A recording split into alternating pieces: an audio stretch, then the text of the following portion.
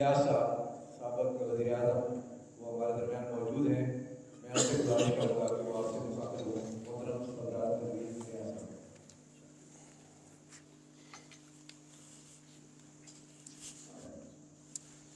अल्हम्दुलिल्लाहि रब्बिल आलमीन वस्सलातु वस्सलामु अला सय्यिदिल मुरसलीन व अला आलिहि व अस्हाबिही व अज़वाजिही व ज़ुर्रिय्यतिही अजमईन। एक दफ़ा आप में से जो लोग मेरे साथ दुरूद इब्राहिम में शामिल हो सके।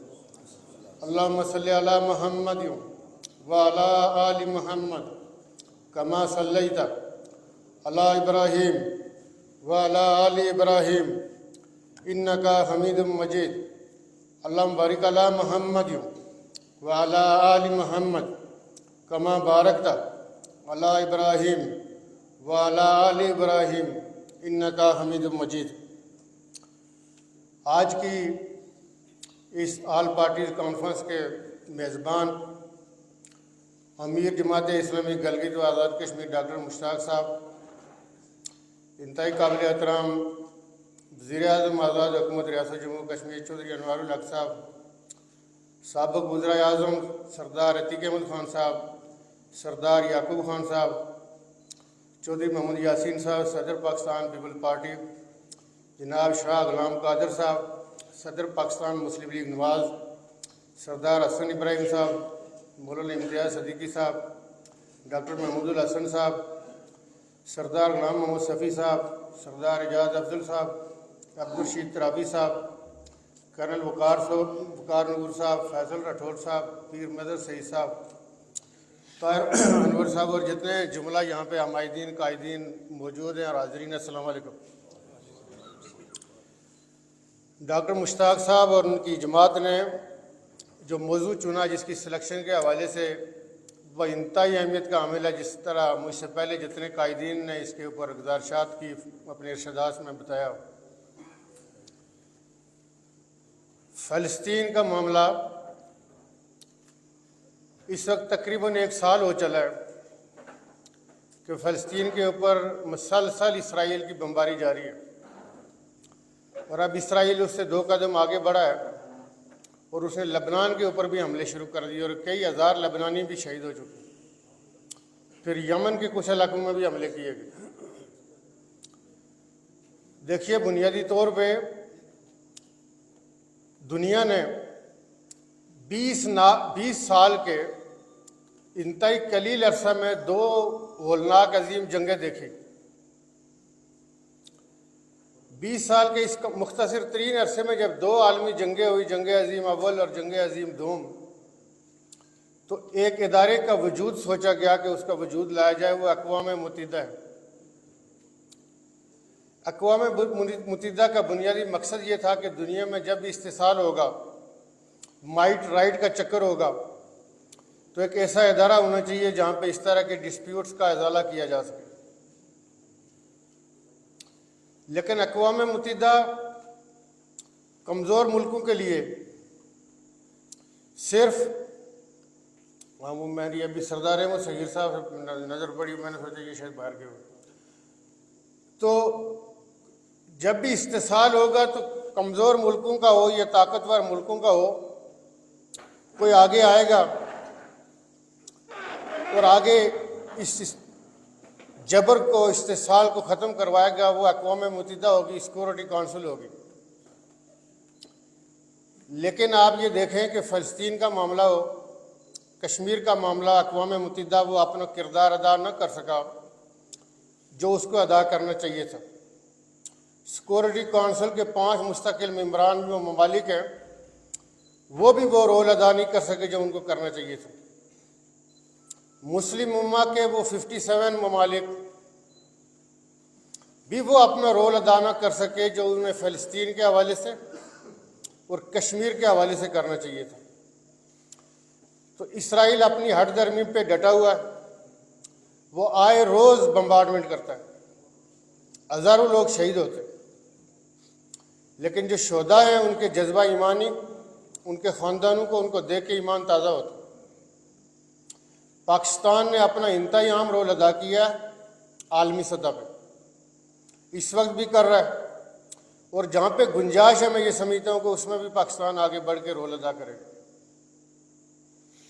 फ़लस्तीनियों का मसला हो, कश्मीरियों का मसला हो, उसमें कोई पाकिस्तानी कंप्रोमाइज़ नहीं करता। हर पाकिस्तानी हर कुर्बानी की हद तक जाने को तैयार है। आप ये देखें कि वहाँ पे भी जमात इस्लामी ने, जिस तरह जो जमात इस्लामी के अमीर हैं उन्होंने इस मसले को उठाया, फिर सदर पाकिस्तान ने ऑल पार्टीज कॉन्फ्रेंस भी बुलाई, उसके अंदर भी तकरीबन तमाम बड़ी कौमी पार्टियों का जो मौक़िफ़ था वो मुसलमा था और वो उसूली था। तो पाकिस्तान की अपनी कमिटमेंट है आलमी सतह पे और फ़लस्तीन के हवाले से, वो इंशाल्लाह जारी रहेगी। अब कश्मीर पे आते हैं। मकबूजा कश्मीर के अंदर रहने वाले LOC के उस पार 77 सालों में कोई ऐसी कुर्बानी नहीं है जो किसी दूसरी कौम ने दी और कश्मीरियों ने न दी।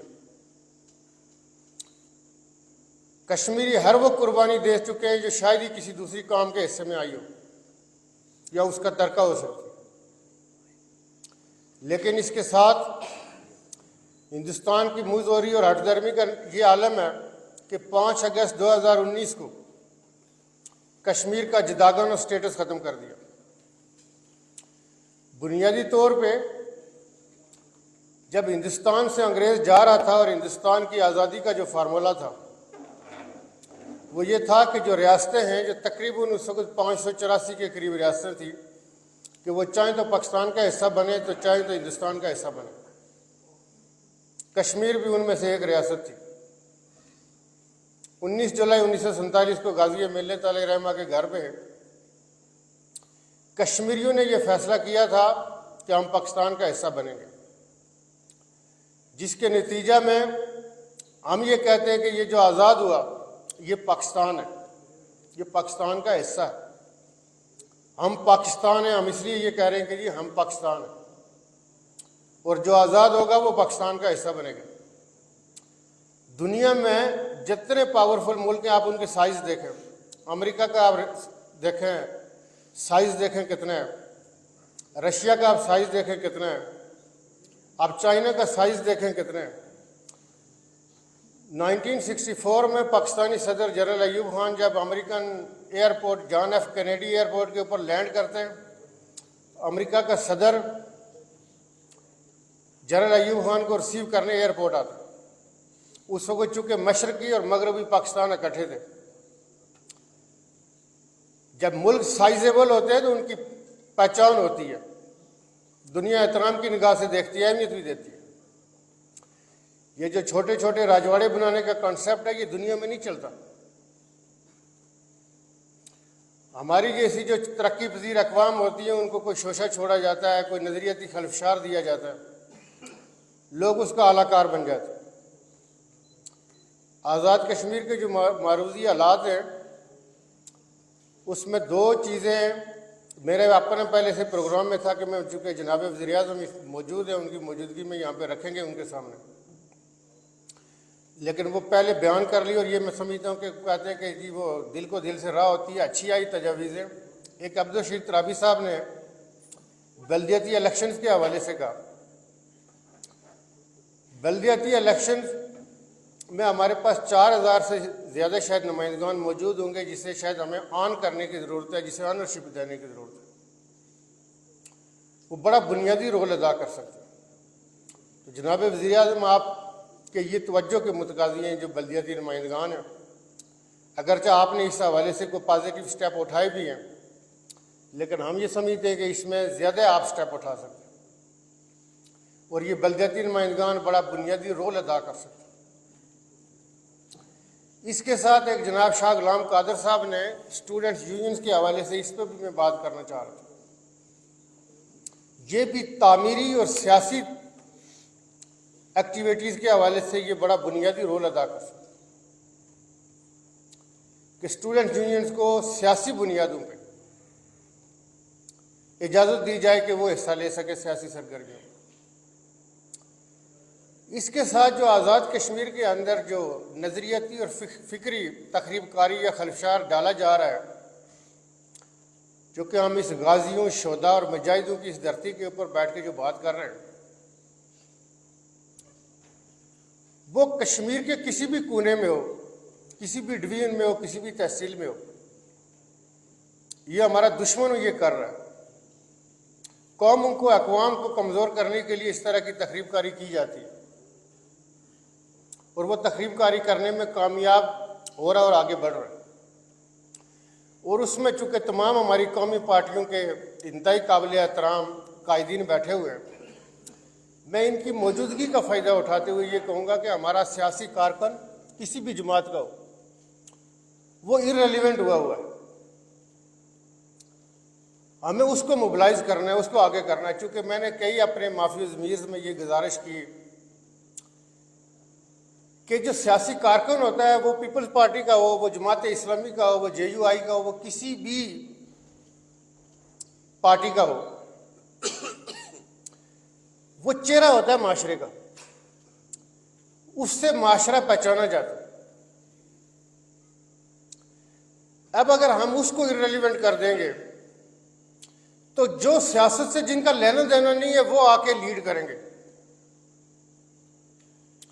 मैंने कई अपने माफी ज़मीर में गुज़श्ता दिनों अर्ज़ किया कि जब वार लॉर्ड्स का सिलसिला शुरू हुआ तो खैबर एजेंसी का एक मंगल बाग नाम का आदमी, आप लोगों ने शायद अखबारात में नाम पढ़ा हो या कहीं देखा, इस्लामाबाद में पहला जिरगा उसने मुनक्किद किया फैसल मस्जिद में।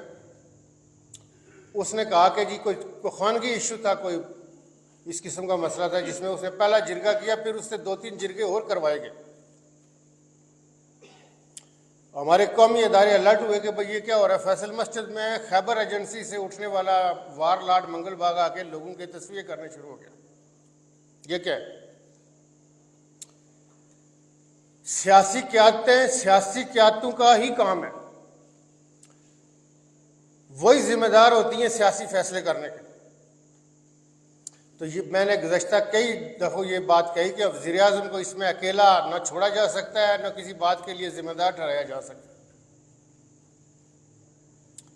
तमाम सियासी जमातें, उसके किसी के पास कारकुन 10 हैं या किसी के पास 10,000 है या किसी के पास लाख है, उसके पास कारकुन मौजूद है और वह हमारे सर आंखों पे, वो इस माशरे की पहचान है।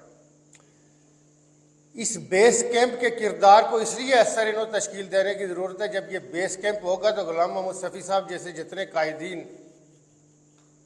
कितने हैं यार, मैं कहता रहता हूँ कि किस किस का नाम लिया जाए, दरख्शिंदा सितारे जो हैं, हम LOC के उस पार जो हमारी माँ बहन और बुजुर्ग कुर्बानी दे, वो हमारी आस के ऊपर है। आज ये दिन क्या दूर है कि आज़ाद कश्मीर में अगर आपके ये कौमी इदारे मसल्लह अफवाज खड़ी न हो तो गजा और फ़लस्तीन वाली सूरत हाल हमारे साथ हिंदुस्तान कर गुजरे। आज़ाद कश्मीर का क्या असर कर डाले वो। यहाँ पे जो सियासी बेचैनी और खलफशार पैदा किया जा रहा है, जो हमारी आस के ऊपर कुर्बानी दे, शहादतें दे,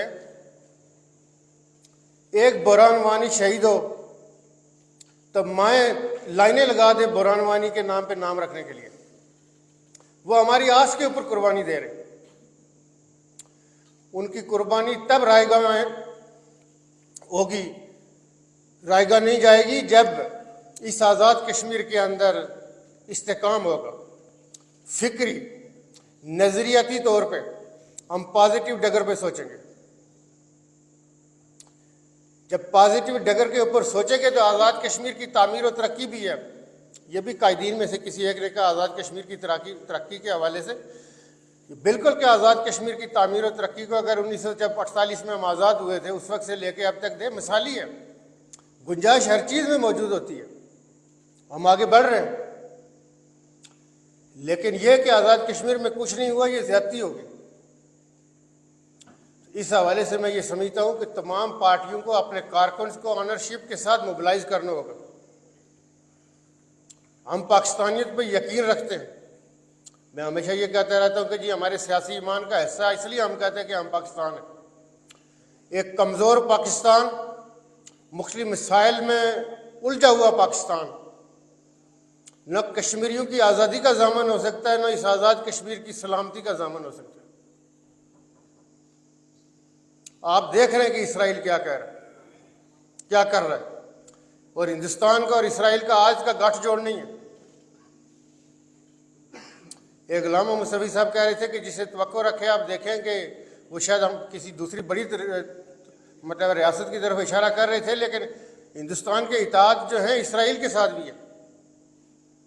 सफ़ी साहब जिस तरफ इशारा कर रहे थे कि आप जहाँ से हम तवक्को रख रहे, तो जहाँ पे उनके इताद है वो आज़ाद कश्मीर के ऊपर चढ़ दौड़ने के लिए तैयार बैठे हुए, कोई हिलाबा ना कर। एक मजबूत पाकिस्तान ही कश्मीरियों की आज़ादी का ज़ामन हो सकता है। लेकिन हमारी खारजा पॉलिसी में भी हमें स्वार्थी और अखलाकी हमारे से आगे बढ़ना होगा। हमें देखना होगा कि ये 5 अगस्त 2019 वाला मामला आलमी अदालत इंसाफ में क्यों ना चैलेंज किया जाए, हर उस फोरम और हर उस दरवाजे को खटखटाया जाए जहाँ से हमें उम्मीद हो सकती है कि जी यहाँ से हमें कोई ना कोई सुनवाई हो सकती है, कोई पजीराई मिल सकती है। तो आज़ाद कश्मीर के हवाले से हम सब को, मैं उसमें मेरा रोल बनता है, सरदार याकूब खान साहब का अपना रोल बनता है। जितने में कायदीन में जस्ट मैं इस्तारे के तौर पर मिसाल के तौर पे कह रहा हूँ, हर जमात का रोल बनता है। जमात इस्लामी ने एक बेड़ा उठाया, इन्होंने एक ये किया कॉन्फ्रेंस, इसके बाद जैसे भी कॉन्फ्रेंसेज हों, सेमिनार्स हों, लेकिन हम सबको आगे बढ़ के अपना रोल अदा करना चाहिए, आगे बढ़ना चाहिए। तो जनाब वज़ीर आज़म साहब 2-3 एरियाज जिसमें आपकी तवज्जो चाहिए, बल्दियाती इलेक्शन के हवाले से, स्टूडेंट यूनियन के हवाले से, बाकी सियासी जमातों ने, तमाम कायदीन ने, हर एक का रही तो है, किसी के पास कम कारकुन है, किसी के पास ज़्यादा कारकुन है। तो हो सकता है मेरा टाइम ज़्यादा हो गया हो, तो मैं आप सबका सुनने के लिए आप सबका शुक्रिया अदा करता हूँ।